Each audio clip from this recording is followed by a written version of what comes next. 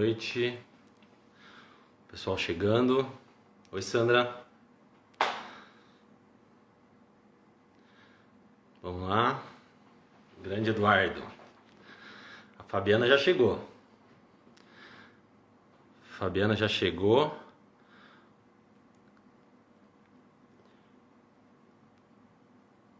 Vou convidá-la para entrar. Boa noite a todos. Noite, Helena. Bastante gente entrando. Vamos lá. Grande Maurício. Parceirão. Convidar a Fabi. Mandei o convite. Agora só falta ela aceitar. Vamos ver se ela consegue conexão. Oi, Fabi. Olá, tudo bem? Tá dando para me ouvir? Oi, pai. Tudo bem? Tudo bom, Fabi? Tudo ótimo. Deixa eu ajeitar aqui. Tá dando para me ouvir? Como é que estão as coisas? Ótimo. Tá me ouvindo, né? Tô ouvindo. Vamos Tá, esperar o pessoal entrar. Foi tranquila a conexão aí? Sem foi. problemas, né? Foi. Estávamos na torcida aqui para não acontecer nada, né? Porque internet com consumo alto que a gente está tendo nos últimos, né, dias aí na questão da pandemia, nem sempre a gente pode contar com ela. Mas, por enquanto, ó, tô vendo aí um pessoal conhecido aí entrando. Um abraço aí pro Fred, lá de Franca. Isso aí, eu também tenho o pessoal aí. Minha mãe entrou agora, mãe, Tivani. Olha lá, o pessoal te prestigiando hoje. É, muito Bom, legal. Meus alunos. vamos então começar a apresentação, porque o tempo é curto, Uhum. né? Bom, hoje, inicialmente eu quero dar boa noite a todas e todos que estão nos acompanhando.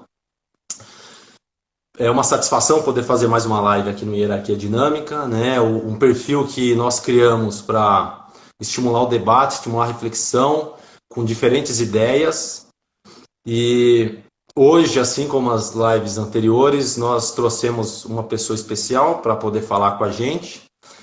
E ela é mais que especial, vocês vão entender por quê.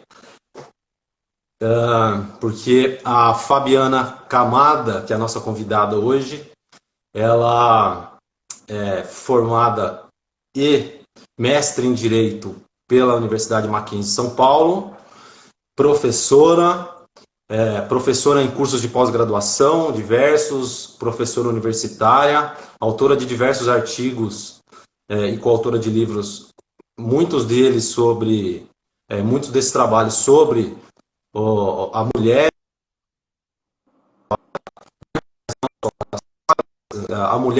e o contexto jurídico e social em que ela vive. E além de ser uma profissional extremamente competente e qualificada e experiente, ainda tem alguns fatores que a tornam mais especial e que somaram, né, também para ela poder vir falar aqui com a gente, além de toda a qualificação que ela tem. A Fabiana, eu chamo ela de Fabi por conta da proximidade, ela é minha cunhada, ela é companheira do meu irmão Ulisses Taveira, que é juiz também lá no Mato Grosso. E além de ser minha cunhada, ela é nossa madrinha de casamento. E mais que isso, ela está gravidíssima. Né? Ela não está grávida, ela está gravidíssima. Já tem 39 semanas? 40 semanas? Está bem próxima, né? Tô entrando no nono mês ainda, mas tá quase lá. Então, está bem perto do nascimento da Madá. E, enfim, todo esse contexto, né? Não tinha como a gente chamar outra pessoa para poder falar sobre esse tema tão importante e tão delicado. A gente vai falar sobre as condições da mulher, das mulheres empregadas na Covid-19. É um tema extremamente importante, delicado e que para muita gente é um tabu, mas que precisa ser abordado explicitamente, precisa ser falado para a gente poder refletir e poder, de alguma forma, contribuir para a mudança. Né? Como a gente sabe, as mulheres vivem um cenário, um contexto social e jurídico de discriminação estrutural, e agora, no cenário de Covid, né, de pandemia, as consequências sofridas pelas mulheres são mais graves. E a gente vai tratar sobre isso hoje, e a Fabiana, enfim, com todo o seu conhecimento, vai poder nos brindar um pouco com a sua experiência. E, Fabi, eu já vou passar a palavra a você, para você fazer as primeiras considerações. E eu quero também que você já comece na sequência falando um pouco, contextualizando a condição das mulheres trabalhadoras no Brasil e no mundo, né? Para que depois, no momento subsequente, a gente consiga tratar sobre a condição das mulheres trabalhadoras na Covid-19. Uhum. Perfeito. Primeiramente, então, boa noite a todos que estão aí na live. Gostaria aí de agradecer as palavras do Vinícius e o convite, né, do Arquia Dinâmica, aí, Vinícius e Maurício, para falar de um tema que realmente é muito caro a mim, né? Tenho me dedicado aí tempo, né, que eu tenho da academia a esse tema. E acho importante aqui, né? Estava olhando as últimas lives de vocês, né?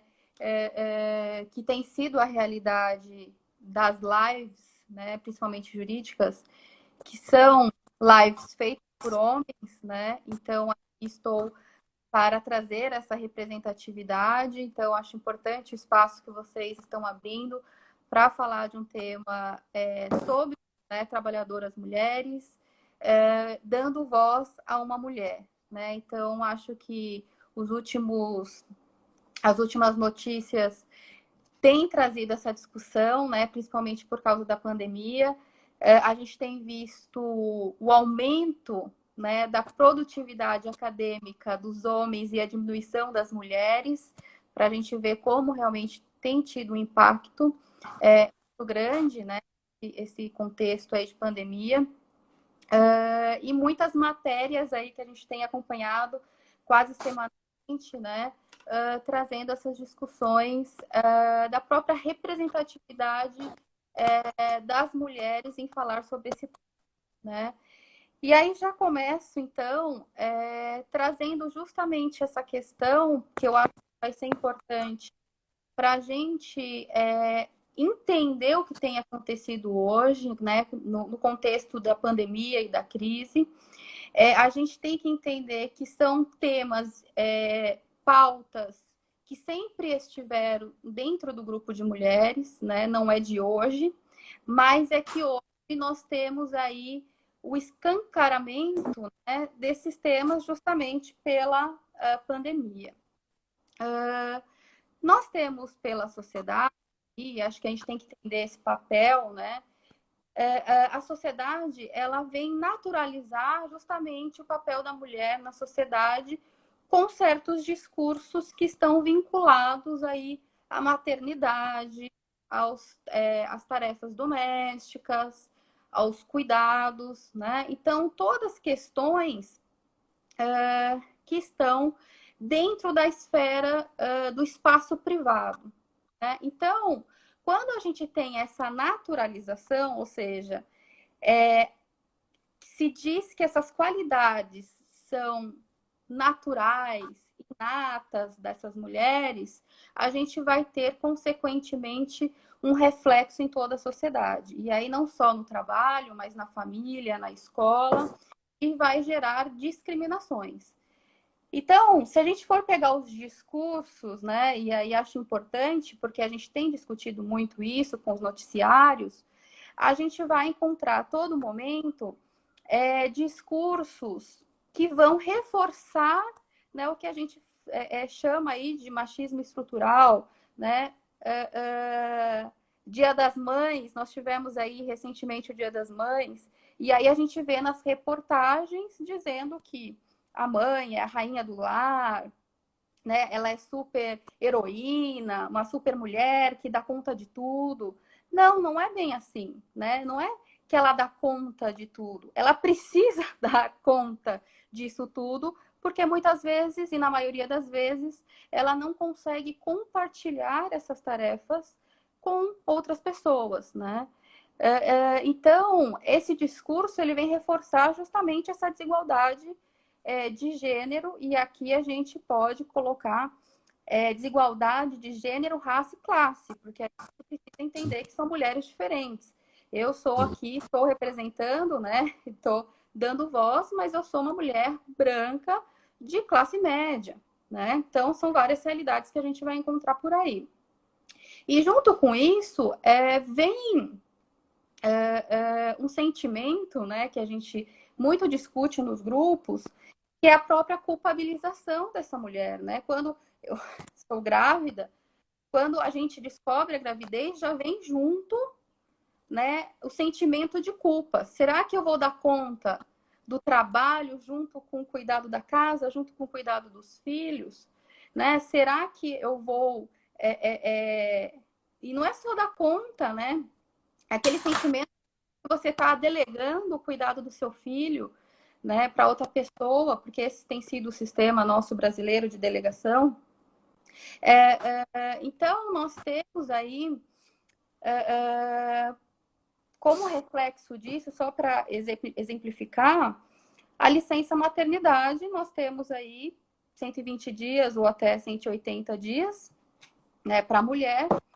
E para o homem, eu vou ter o quê? Uma licença paternidade de 5 dias. E isso vem reforçar justamente essa ideia de que ao homem não é responsabilidade de compartilhar justamente o cuidado com o filho, né? Ele não precisa participar.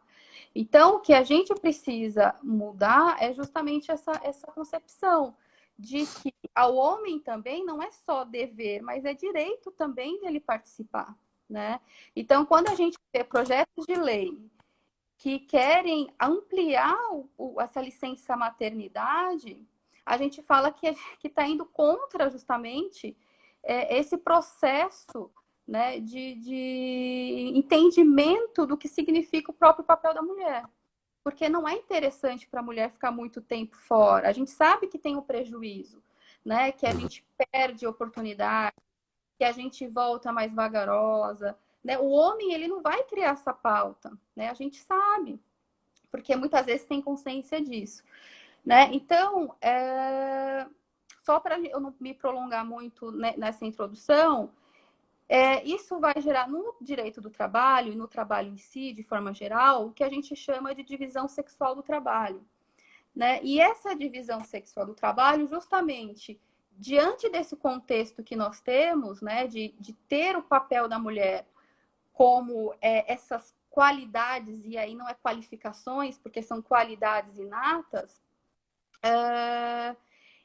elas, quando elas vão entrar no mercado de trabalho, elas vão entrar justamente em atividades e profissões que estão ligadas a essas habilidades, né? Então, elas vão ingressar em atividades que estão ligadas ao cuidado, à educação, à limpeza. Então, não é à toa que nós temos, se a gente for pegar dados globais, na América Latina, nós temos que 93% das empregadas domésticas são mulheres, né? Então, não é à toa que a gente fala que são as trabalhadoras domésticas, né? E dessas 93%, 80% estão na informalidade. E aí a gente já começa a perceber que esses trabalhos são precários, vulneráveis, informais, muitas mulheres em trabalho a tempo parcial, porque ela precisa dar conta de outras atividades, né? E são considerados trabalhos desvalorizados, né? Não é porque essas atividades não têm o seu valor, mas é porque a sociedade assim reconhece, pagando salários baixos, né? Não dando visibilidade e reconhecimento, né? São pessoas invisíveis, né? Empregada doméstica, professora, eu sempre falo professora. As professoras primárias, na maioria são mulheres. Você vai para a faculdade, você tem uma inversão, né? Quando a gente pega na enfermagem, você entra na faculdade, são mulheres. Sim. Só que quando você vai lá para a área médica, a minoria são mulheres. Elas não É chegam. engraçado, deixa eu fazer uma observação, porque quando a gente pensa numa equipe, no hospital, eu estava conversando isso com o Maurício recentemente. Quando a gente pensa no hospital, numa equipe médica, tá? Numa equipe de saúde, a gente vê o médico do homem, e aí você pega a enfermeira, e a gente usa até a expressão enfermeira, e toda a equipe de enfermagem, né, mulheres. E é bem fácil da gente perceber essa divisão sexual nesse cenário, né? O médico que ele é auxiliado, né, entre aspas, pela enfermeira e pelas técnicas e auxiliares de enfermagem, sendo que a realidade nos mostra que técnicas e auxiliares de enfermagem, na maioria, além, são mulheres e negras, né? Diferentemente do que ocorre com as enfermeiras que são de nível superior. Então, só fazer esse parênteses, porque é interessante fazer isso para ilustrar, para lembrar como é que existe, né? Como é que isso é um fato mesmo, não é uma teoria. Uhum. Desculpa, vamos lá. Não, e é exatamente isso, né? E eu falo assim, você pega uma atividade essencialmente feminina, como de cozinhar, se você fala que a mulher é cozinheira, né? Então ela vai lá, é a merendeira. Agora, quando a gente pega um restaurante sofisticado, você vai ter o chefe. Né? Então, como o valor ele está totalmente ligado com essa ideia, né, do papel aí da divisão sexual do trabalho, né? Então, eu acho que para a gente começar a discussão é importante a gente ter essa percepção, né? Sim. É interessante você trazer essa ideia da divisão sexual do trabalho, né, que é uma realidade. Esses exemplos que você deu mostram bem, né? Na saúde, isso é importante a gente ter essa noção da saúde, porque isso se reflete agora na pandemia, né? Nos impactos das mulheres empregadas na pandemia. Mas quando a gente pensa em professoras de educação infantil, a gente fala professoras. Então, agora aqui, por exemplo, né, eu me entreguei, professoras, a gente não fala professores de educação infantil. E outras atividades, limpeza também, né? Outras atividades de cuidado, normalmente secretária, né? A gente não consegue associar secretário. Isso é intrínseco, já culturalmente já é inerente à nossa mentalidade. A gente precisa romper com isso e precisa mudar essa realidade, né? Precisa desconectar as mulheres trabalhadoras dessas atividades, necessariamente dessas atividades de cuidados ou de apoio. E aqui volta a ressaltar que é importante a gente trazer algumas informações para mostrar para quem está nos ouvindo, né, que isso não é uma teoria, conversa meramente teórica. São fatos comprovados estatisticamente, estudados cientificamente, não só no Brasil, no mundo inteiro. Eu fiz questão aqui de trazer algumas estatísticas, que eu vou rapidamente pontuar aqui, que demonstram essa divisão do trabalho e essa discriminação estrutural, né? A dupla jornada, a questão da dupla jornada, ela tem reflexos, né, impactantes no mercado de trabalho e na colocação da mulher no mercado de trabalho. As mulheres trabalham 7 a 8 horas a mais por semana que os homens em atividades domésticas não remuneradas. Isso, por si, já gera um impacto extremamente negativo quando a mulher ela procura colocação no mercado de trabalho. Apesar das mulheres já serem quase metade, já ocuparem quase, ou melhor, serem quase metade da mão de obra disponível no mercado de trabalho, né, elas ainda têm um índice de desemprego grande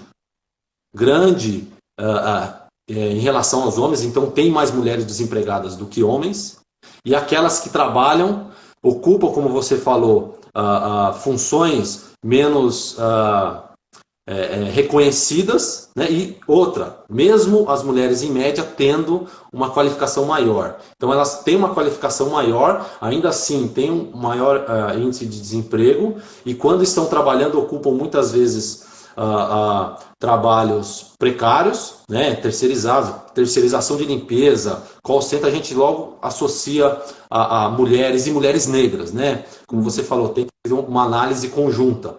E mais, o salário da mulher médio, ele é 25% menor que o salário médio dos homens. E se a gente for passar para as mulheres negras, essa diferença é maior ainda. E se nós compararmos mulheres negras com homens brancos, mais ainda esse espaço, esse espaço aumenta. Então a gente precisa ressaltar essas questões, esses dados, para ficar claro que isso não é uma discussão meramente retórica. E aqui, se a gente sair do mercado de trabalho e for para os poderes, para os altos cargos e poderes, fica mais evidente ainda, né? De 5 a 10% dos cargos de chefia são ocupados por mulheres, aproximadamente, nas empresas privadas. Na política, né, embora já sejam metade, em torno de metade, ou aliás, são maioria já das eleitoras, né, dos eleitores, somente 15% em média dos cargos eletivos do Legislativo são ocupados por mulheres. E isso reflete na nossa Câmara, na Câmara dos Deputados. E no Judiciário também reflete isso, né? 30% dos juízes, dos cargos de magistrados no Brasil, isso está publicado no Justiça em Números, são ocupados por mulheres, somente 30%. Acho que o trabalho está na vanguarda, já está em torno de 46%, 47%, mas na média global, geral do Judiciário, 30%. Só que se a gente for para a cúpula, o número é muito baixo. Eu fiz uma pesquisa rápida ontem, nem no Justiça em Números, eu fui no site do Supremo, no site do ST e no site do TJ de São Paulo. O site do TJ de São Paulo, assim, a diferença é gritante. Supremo.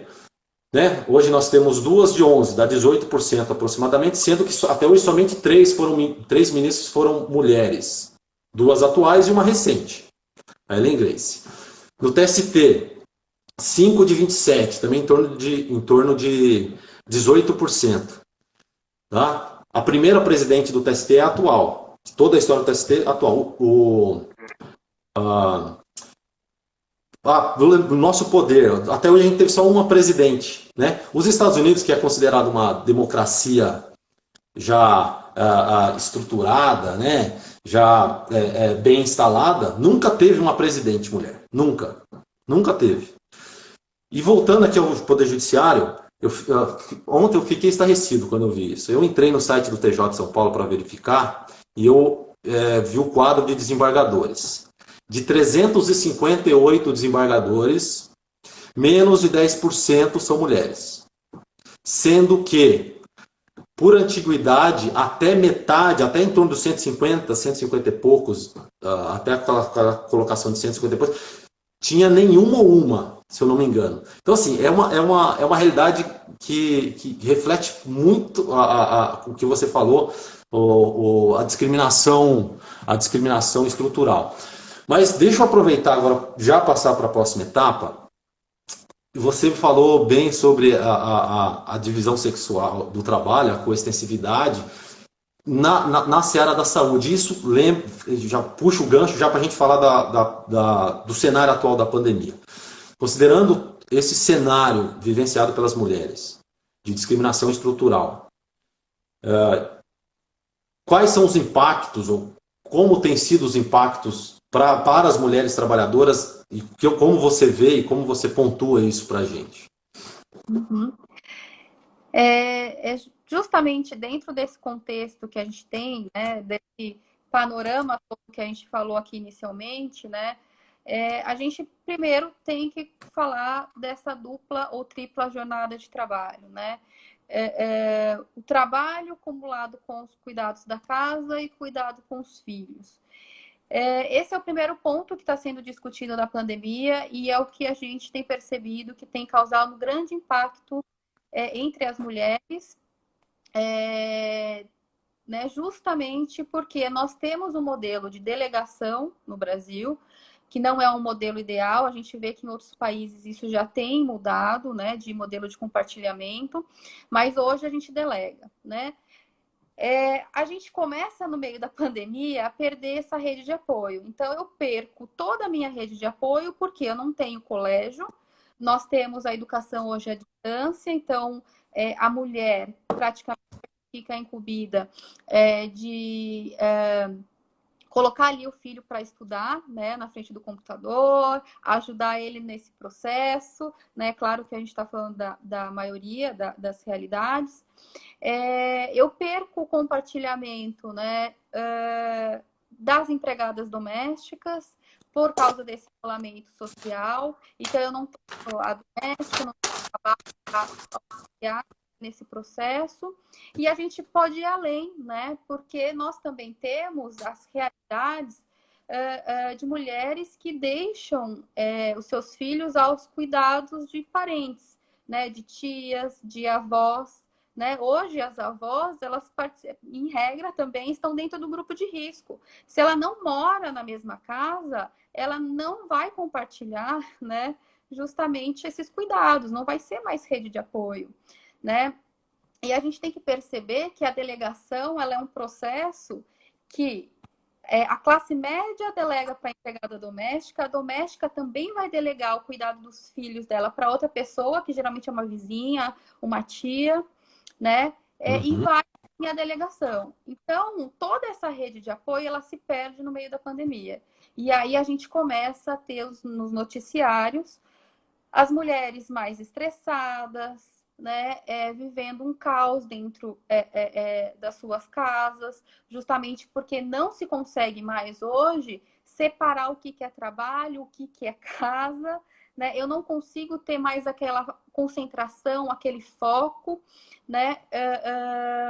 Eu tenho ambientes caóticos, né? Muitas vezes porque eu não consigo fazer tudo, então isso vai me atrapalhar na questão do trabalho, por exemplo, né, da saúde mental, enfim, hoje com a realidade do próprio teletrabalho, quer dizer, como que as empregadas vão dar conta desse teletrabalho, né?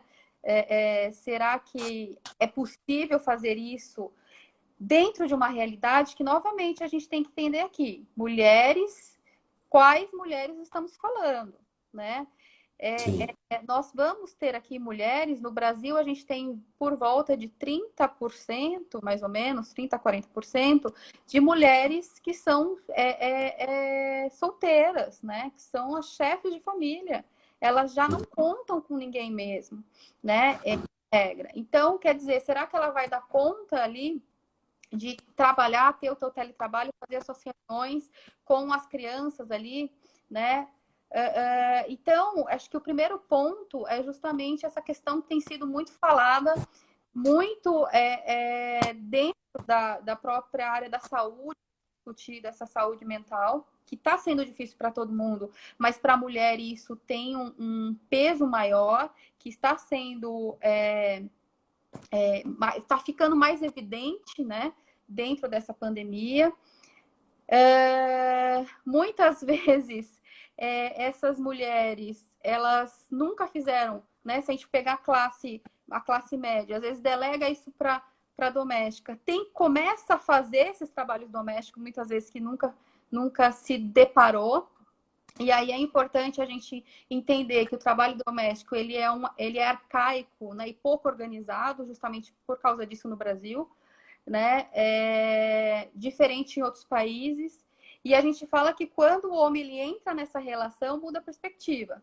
Porque aí eu vou começar a querer o quê? Ter máquina de lavar louça, eu vou ter produtos especializados para cuidar da casa. Você vai nos Estados Unidos, que a mão de obra é cara, diferentemente do Brasil, que a mão de obra é barata, eu tenho uma relação totalmente diferente. Eu tenho equipamentos e produtos que vão facilitar a minha vida. Eu não vou precisar passar roupa, né? Então, muda totalmente essa relação, né? Que nós temos de uma certa forma no Brasil, né? E aí, então, eu vou precisar de uma reestruturação dentro das próprias casas, né? Se a gente for falar desse teletrabalho, dessa mulher que consegue isolamento social. Mas a gente também tem que entender que muitas dessas mulheres, e talvez a maioria, não consiga fazer esse isolamento, justamente porque elas estão inseridas em trabalhos precários, vulneráveis e na informalidade. Elas não podem, né, deixar de trabalhar porque elas muitas vezes vão sustentar uma família inteira, né? E como elas estão nesse extrato social, né, nesse tipo de trabalho, elas não podem parar e não vão ficar no isolamento, né? Então, elas perdem a rede de apoio, elas precisam sair para a rua com risco de ser contaminadas, né? E aí que entra, né? Eu acho que a grande discussão que nós tivemos, e aí se a gente for pegar o próprio relatório da ONU Mulheres, que foi feito aí mês passado, retrasado, bem recente, né, que vem trazer dados e vem comprovar que a mulher ela é a mais afetada nesse momento de pandemia e vem trazer indicativas, né? Ele vem justamente alguns que a gente já falou. 70% na pesquisa, 70% das mulheres estão na área da saúde, né? E aí, se a gente for pegar aí no Brasil, como a gente disse, 85% estão na enfermagem, são mulheres, né? Ou em cuidados com idosos, 45% são médicas, né? Então, nós temos muitas mulheres aí na linha de frente, né?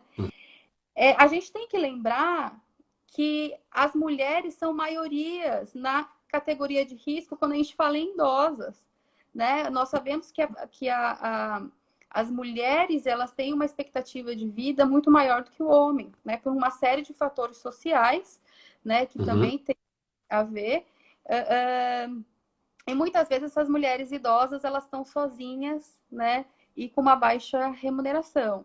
Então, nós temos isso também como um fator de risco aí na pandemia e que a ONU Mulheres coloca como sendo um fator importante a ser observado, né? A maior parte das mulheres vivem na informalidade, né? Então, novamente, elas precisam sair para buscar o sustento e elas não podem ficar em isolamento, né? E aí a gente é interessante, já que a gente está falando aqui no direito do trabalho, no trabalho de uma forma geral, que vão ter pessoas que vão estar a largo do próprio direito do trabalho, né? Se a gente for pegar hoje, por exemplo, as diaristas, eu não estou falando nem empregada doméstica, que a gente sabe que a maioria ainda é informal, a própria regulamentação do trabalho doméstico não veio ajudar isso, né? Ela continuou na informalidade, a Lei Complementar 150 trouxe uma regulamentação até interessante, mas que na prática não refletiu aí. Mas a gente tem as diaristas, né? Que estão ao largo do próprio direito. A gente tem as mulheres na estética, né? Manicures, cabeleireiras, estéticas de uma forma geral, quer dizer que pela legislação elas são parceiras, né? Não tem vínculo de emprego, quer dizer, está à margem do próprio direito, né? E se a gente for pegar, até você citou, as próprias terceirizadas, que são maioria mulheres, inseridas na limpeza e conservação, e elas também vão estar marginalizadas num serviço precarizado, né? Para começar, né, de quem é a responsabilidade dos IPIs, ou seja, do hospital, da terceirizada, quer dizer, já começa por aí, né? Então, são pessoas que estão ali até a própria margem do direito do trabalho, né? Nós temos aí o acúmulo de funções, essa dupla, tripla jornada de trabalho, né? Nós temos justamente as mulheres fora da esfera do poder de decisão, como você disse, ou seja, as mulheres elas não conseguem alcançar essas esferas e o que isso significa, né? A falta de representatividade ela vai refletir diretamente na nossa legislação, nas nossas decisões e nas nossas políticas públicas, né? Então, falando tanto em pandemia, como que a gente vai fazer quando tudo isso acabar para alavancar a economia, e a gente não tem nenhum plano específico olhando para as peculiaridades das mulheres.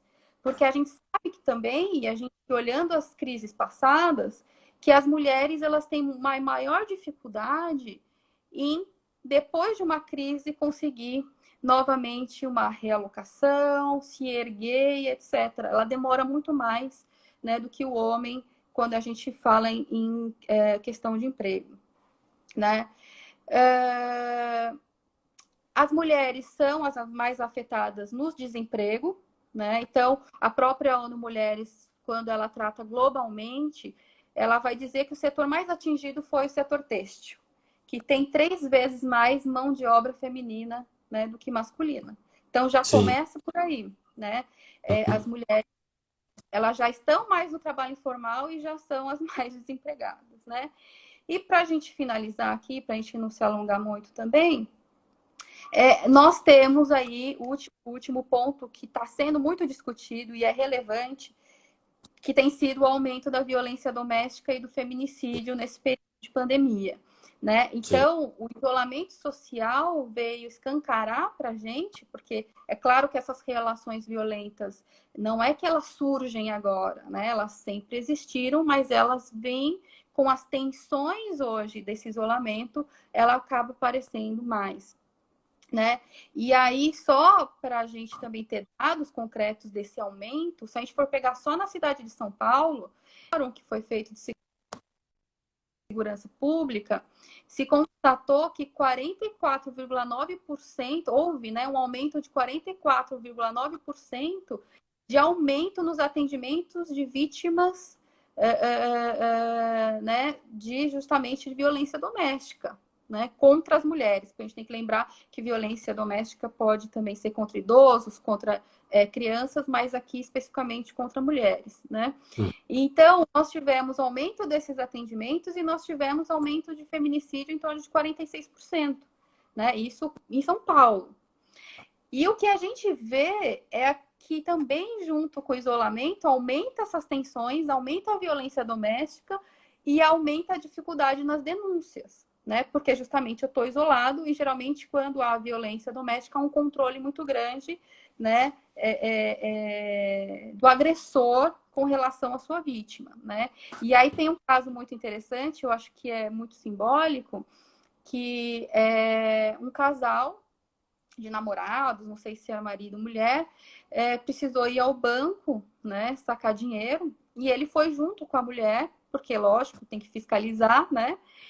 E ele só não conseguiu entrar no banco, né, porque não estava usando máscara de proteção e era obrigatório. Então, eu falo, a máscara não só salvou as pessoas, né, salva as pessoas na pandemia, mas salvou essa mulher, porque ela conseguiu entrar no banco sozinha, a gerente percebeu que ela estava nervosa, perguntou para ela, teve a sensibilidade de perguntar para ela se estava acontecendo alguma coisa, ela falou, e aí chamaram a polícia e prenderam, né, o rapaz lá no banco que estava esperando ela na saída. Só assim que ela conseguiu fazer a denúncia, né? Então, tudo isso mostra para a gente, né, como a pandemia tem sido muito mais perverso com as mulheres, né? E tanto é que as promotoras de justiça têm falado que aumentou o trabalho, né? Além de elas estarem em teletrabalho muitas vezes, né, terem essas funções, ainda aumentou, né, tripla jornada de trabalho, cuidando dos filhos, ainda aumentou a sobrecarga de trabalho por conta dessas violências e outros casos que têm surgido na pandemia, né? Então, resumidamente, né, é isso que a própria ONU Mulheres no Brasil vem e disse, né, com dados estatísticos, por que as mulheres são mais vulneráveis e estão sofrendo mais nesse momento de pandemia, né? Sim. Deixa eu aproveitar aqui, antes de fazer um comentário, eu quero cumprimentar o pessoal que está acompanhando a gente. Teve gente reclamando aqui que eu não falo, não cumprimento. Então deixa eu fazer aqui alguns registros rapidinho e aí a gente retoma. Quero cumprimentar o André Amin, o Dr. André Amin, que é presidente da Comissão de Prerrogativas aqui de Campinas, da OAB de Campinas. Helder, colega, colega juiz, aprovado agora no último concurso. Tive a honra de participar na fase de preparação dele no concurso, né? O professor Orestes, que participou aqui com a gente, vários advogados e advogadas aqui da região e alguns colegas juízes também que acabaram passando aqui, juízas e juízes que eu não pude acompanhar. Além, claro, da minha mãe, do meu pai, da minha irmã, do meu irmão, a Raquel, minha irmã, né? Enfim, todo mundo prestigiando a Fabi aqui. E aqui eu quero só fazer um comentário rápido sobre isso que você mencionou, que com relação ao home office e com relação aos profissionais de saúde. Como a gente registrou, né, o home office ele tem gerado um aumento grande da violência contra a mulher e do feminicídio. Mas tem outros fatores que a gente só vai perceber mais adiante, que é a questão do estresse, né, inerente a essa condição do home office, enfim, a desorganização do tempo, a falta de desconexão do trabalho, né, o tempo todo, enfim, você misturar sua vida privada, íntima, com o trabalho, misturar o local do trabalho, enfim, isso é muito complicado, principalmente para as mulheres que têm que já ocupam, né, grande parte do tempo com as atividades domésticas não remuneradas, muito mais que os homens, e principalmente aquelas que já se submetem a situações de violência doméstica. E essa situação toda, isso vai gerar, certamente, doenças psíquicas que a gente só vai sentir as consequências lá na frente, né? E isso, hoje não temos estatística, mas certamente isso vai trazer consequências drásticas perceptíveis adiante. E com relação aos profissionais de saúde, como você ressaltou, 70% aproximadamente são mulheres, né? E tem um ponto importante aqui, elas estão aí na linha de frente, né, o pelotão de frente contra esse inimigo invisível, o corona, e uma das medidas provisórias, ela possibilitou uma jornada absurda de 24 horas para os profissionais dos estabelecimentos de saúde. E aqui a gente está falando das profissionais de saúde, dos profissionais de saúde em geral, né? Médicos, enfermeiras, enfim, auxiliares de enfermagem, etc. E não só. Aí tem discussão, inclusive, com os trabalhadores da saúde invisíveis, né? Que aí a gente vai para os terceirizados de portaria, terceirizados de limpeza. Há quem sustente que seria aplicável essa jornada a esses profissionais, que me parece, me parece refutável. Mas a gente precisa destacar que, além de todo esse contexto drástico das mulheres, principalmente as que estão atuando na saúde, que se sujeitam ao alto risco e têm que voltar para casa, têm filhos, têm idosos, etc., elas ainda têm essa possibilidade de trabalhar 24 horas, 24 por 24, que seria a jornada 12 por 36, com mais 12 horas extras, que nem pagas, podem nem ser pagas, podem ser compensadas ainda até meados de 2022. É isso, né? 2022, 18 meses depois do fim do período de calamidade. Então, assim, é uma situação bem drástica, bem negativa, né? Prejudicial, que a gente precisa refletir e, como eu falei, a gente precisa abrir os olhos para essa realidade para tentar, de alguma forma, mudar essa condição. Vamos, então, aqui passar para o ponto seguinte, ver se a gente consegue enfrentar. Aliás, antes da gente passar para o ponto seguinte, eu vou fazer o parênteses aqui para a gente já incluir aqui um outro ponto, porque o tempo está correndo. Quando a gente fala de impacto no trabalho das mulheres, principalmente no home office, a gente não pode deixar de falar, e aqui tem um público grande, das advogadas e das juízas e das integrantes do Ministério Público, as professoras, né, inclusive de cursos jurídicos, pós-graduação e graduação, mas especificamente das advogadas. Mas não só, mas especialmente das advogadas, por conta das audiências, as audiências telepresenciais. Uhum. E a gente sabe que os advogados, eles têm a pressão dos prazos peremptórios, né? Então, assim, é uma situação bem complicada, bem difícil. Eu me sensibilizo a essa situação dos advogados em geral e principalmente das advogadas, né? Porque você fazer audiência em casa, com filhos, tendo que se responsabilizar pela pedagogia muitas vezes, né? Com todas as tarefas domésticas, com os prazos, a pressão dos prazos, E muitas vezes não tem como parar a atividade da advocacia porque precisa entrar dinheiro para pagar as contas, né? Então, assim, é uma situação bem complicada e, enfim, essa questão do risco ela é muito delicada porque eu já fiz algumas audiências telepresenciais, comecei lá na Quinta Vara de Campinas e entre as poucas audiências que eu fiz, já teve duas em que o advogado estava ao lado do cliente, um deles inclusive sem máscara. Então, assim, imagina a advogada, né, que tem os filhos, tem a família, tem cuidado, tem a casa, enfim, que acaba assumindo esses cuidados. Aí tem que a atividade da advocacia não pode ir até o escritório, tem que trabalhar em casa, fazer audiência com toda essa dinâmica maluca que a gente está de home office, tudo desconectado, tudo, aliás, tudo conectado, né, vida privada com vida profissional, e ainda tem a pressão dos prazos e audiência correndo enfim, então assim, é uma situação bem complicada que a gente precisa refletir sobre isso, né? A gente não pode deixar de pensar nessa realidade.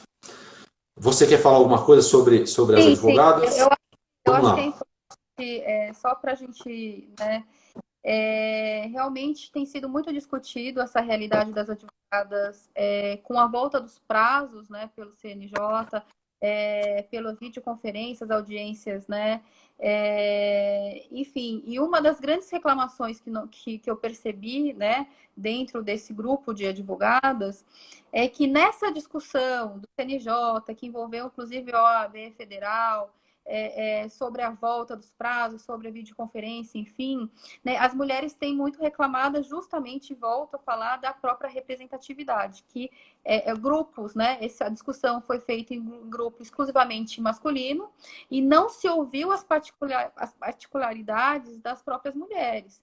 Né? Eu acho que toda essa realidade ela já é difícil, né, para homens e mulheres, mas justamente pelo contexto de que a mulher está mais sobrecarregada, acaba dificultando muito mais o trabalho dessas advogadas, né? A sobrecarga, o estresse, o foco, né? Ou seja, ela tá ali, mas ela tá pensando no que ela tem que fazer, ela tá pensando no filho, ela tá pensando no almoço, e isso tira o foco. É difícil trabalhar com prazo quando a gente não tem uma disciplina, quando a gente não tem uma estruturação, né, dentro de casa, enfim, uma organização.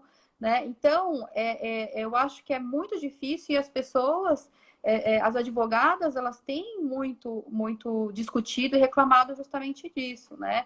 Não é só a estrutura que falta, que a gente sabe que isso vai ser um problema, né?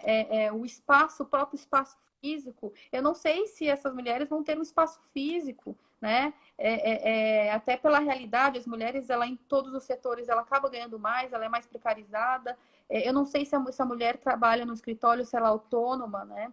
Eu estava vendo advogadas autônomas falando da grande dificuldade em falar com o próprio cliente, né? Que não se Uhum. consegue falar com o cliente. Quando fala com o cliente, eles não conseguem ter acesso ao documento que ela está mandando, ou o contrato, ou assinar, né? Ela tem que ir pessoalmente, ou seja, colocar em risco, né, para fazer audiência, essa pessoa, essa testemunha ou essa parte, ela vai aonde, né?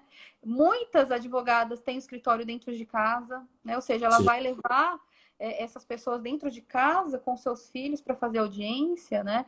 Eu sei que é um momento que a gente tem que se reinventar, porque também acredito que essa pandemia não vai ser tão rápido, a gente vai ter um longo caminho, né? A gente precisa realmente se reinventar, mas a gente precisa olhar aí essas peculiaridades e não deixar de fora essa pauta que também é importante, né? Você falou, o próprio direito à desconexão, né? A gente perde muito a noção do tempo quando trabalhando em casa, e eu não Uhum. tenho aquele tempo de falar assim, estou em casa, agora vou descansar, né? Você está toda hora trabalhando, cuidando do filho, cuidando de casa, e isso se perde, né? Quando a gente fala em home office, né? É verdade. É uma situação que a gente precisa. E assim, deixa eu aproveitar para fazer um registro aqui. Isso não é uma. O que eu vou falar aqui não é uma consultoria, assessoria, não. É só fazer um registro. As normativas do CSJT e do CNJ, elas possibilitam que os advogados e as partes requeram a suspensão o adiamento ou a redesignação da audiência ou mesmo a suspensão do prazo processual quando haja alguma situação fática ou técnica, né? Algum óbice fático ou prático ou técnico que inviabilize a realização do ato ou da audiência. Então, se houver essa inviabilidade, requeira. Advogados, existem também os advogados. Apresenta o requerimento, se precisar despachar a distância com o juiz, se for o caso, quando houver necessidade de verdade, vai lá, apresenta o requerimento, enfim, e fundamenta, justifica, porque isso, eu entendo que isso é uma situação absolutamente razoável e a mera alegação, eu presumo, né, a partir da boa-fé, que ela de fato existe e esse cenário, como eu falei, é uma realidade comum às mulheres. Então, as advogadas que tiverem que enfrentar essas dificuldades, essas circunstâncias, peticionem, requeram, conversem com o magistrado, com a magistrada, para que isso seja ponderado. Bom, quando a gente fala, passando aqui ao último tópico, a gente tem 10 minutos. Alguns minutos. Então, vou falar rapidamente. Quando a gente fala de empregadas, empregadas mulheres, a gente não pode deixar de falar de um grupo que, além da discriminação estrutural, submete a uma discriminação ainda mais gravosa, né? As empregadas gestantes. A gente tem ouvido, inclusive, de pessoas importantes no cenário político, de que né, é muito caro contratar mulher porque ela pode engravidar e o ideal seria não contratar, enfim, né? Todo esse discurso que reflete um machismo intrínseco à nossa sociedade, precisa ultrapassar. Como é que você vê a situação das gestantes, rapidamente, gestantes e lactantes na pandemia? Já sofre uma situação mais gravosa e agora como é que fica? Tentar aqui ser bem sucinto por causa do nosso tempo. É. É bem interessante essa discussão, né? Eu, como gestante, né, tô vivendo isso nesse momento. Primeiro, para saber se a gente está no grupo de risco ou não, né? Então, dentro dessa pandemia, estamos no grupo de risco ou não. A princípio, se dizia que não fazia parte do grupo de risco. Hoje, nós temos a orientação do Ministério da Saúde, né? Acho que é o último em abril, que veio colocar as mulheres e as puérperas no grupo de risco. Então, vem trazer aí algumas justificativas, né, que não é bem que não é que ela tem mais facilidade em pegar, enfim, mas é justamente pelo sistema imunológico mais fragilizado que a grávida passa. Não é à toa que nós temos aí as campanhas de vacinação específicas para esse grupo de risco, que são as grávidas, né, a questão da gripe, enfim. Alguns vão dizer que elas têm maior chance de complicação das vias respiratórias, né, e de infecções, então por isso que elas estariam dentro desse grupo de risco, né? E alguns estudos vêm demonstrando que mulheres que estão contaminadas pelo Covid-19 têm maior chance de ter partos prematuros, né? Então, a gente ainda tem pesquisas muito iniciais com relação às grávidas, mas hoje o que nós temos pelo Ministério da Saúde, né, é que elas estão dentro do grupo de risco, né, as grávidas e as puérperas. E a gente tem que lembrar que toda essa proteção e garantia que a gente tem com relação às gestantes, né, as lactantes, as puérperas, elas dizem respeito principalmente, e acho que em primeiro lugar, à proteção da própria criança, né? Essa acho que é a principal. Mas também nós temos aí a função de impedir a própria discriminação contra a mulher grávida no mercado de trabalho, né? Que a gente sabe que não é raro os casos que a gente encontra no dia a dia, no judiciário, de empregadores que, ao saberem da gravidez, assim como você disse, né? Quer dizer, nem contrata com medo de isso vir a acontecer, né? E quando acontece, muitas vezes nós temos a dispensa dessa mulher que teria estabilidade, né? Então, hoje, a grande discussão que a gente tem no meio dessa pandemia, né, é justamente com relação aos afastamentos, né, as adequações nessas atividades, ou seja, ela tem direito a esses afastamentos, em razão, né, do Covid-19.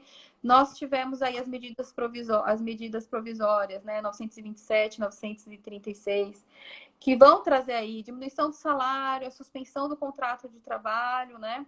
E aí acho que você poderia fazer até um apanhado rápido sobre isso, mas só para finalizar, de qualquer forma, quando a gente pega a própria possibilidade de suspensão de contrato de trabalho, né, a gente vai perceber que essa renda que é substituída, que é emergencial dada pelo governo, ela nunca será a média, né? Nunca vai representar a média que essa mulher ganhava, né, ganhava anteriormente. Então a gente já tem um prejuízo, né? E se é que pode ou não ter a suspensão desse contrato, né? Vai lá, Vinícius. Ó, nós temos aqui 5 minutos para finalizar. Eu vou tentar ser o mais breve possível. Aqui a gente tem 3 questões relacionadas a gestantes e lactantes na pandemia que me parecem são as mais importantes. Primeiro, se a dispensa por força maior ou por motivo econômico e financeiro, ainda que não configurada a força maior, se isso seria motivo para extinguir a garantia de emprego, né? Existe muita discussão quanto a isso na doutrina.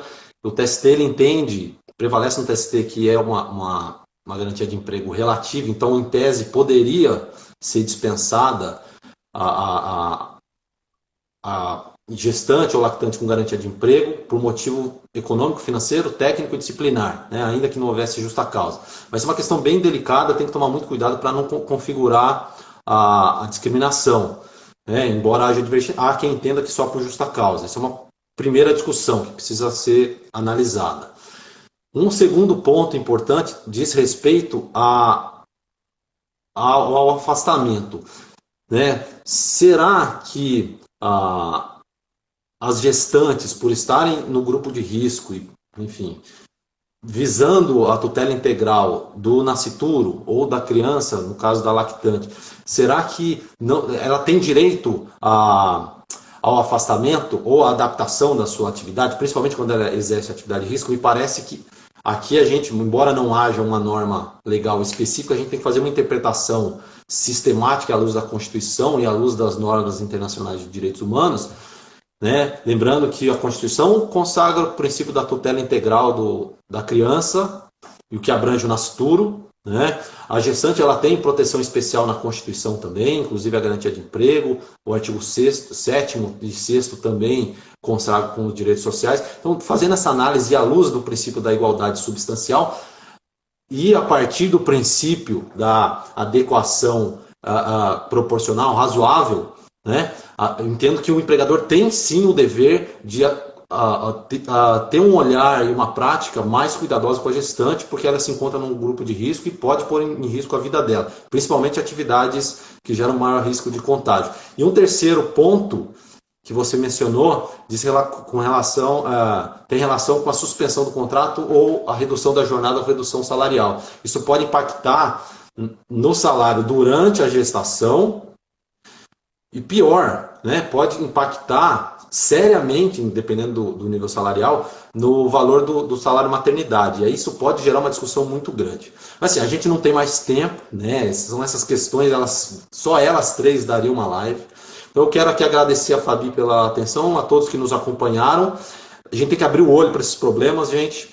E a gente vai continuar tendo outras lives, tá? Na quinta-feira eu tenho uma live com o professor Fabrício Lima, juiz do TRT da terceira região. E Fabi, se você tem aí 1 minuto para se despedir, eu agradeço a sua disponibilidade, mesmo estando super grato. Vamos lá. Eu queria agradecer, Vinícius, você por esse espaço, né? Eu acho que é importante, como eu disse, abrir esse espaço para discutir esses temas.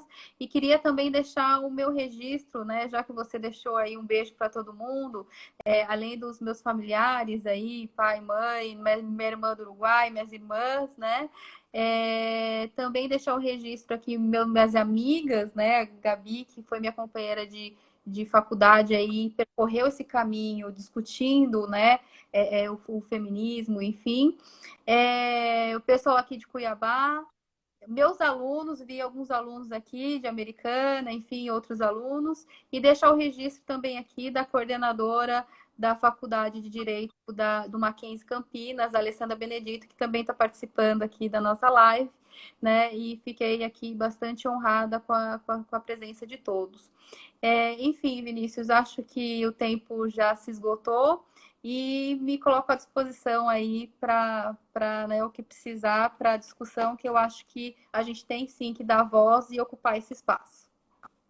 Fabi, Eu agradeço. O Instagram avisou aqui que a gente tem mais alguns segundos. Eu vou encerrar aqui a nossa live e agradecendo a todo mundo que nos acompanhou. Um forte abraço a todos. Até mais. Tchau, Fabi. Tchau, tchau.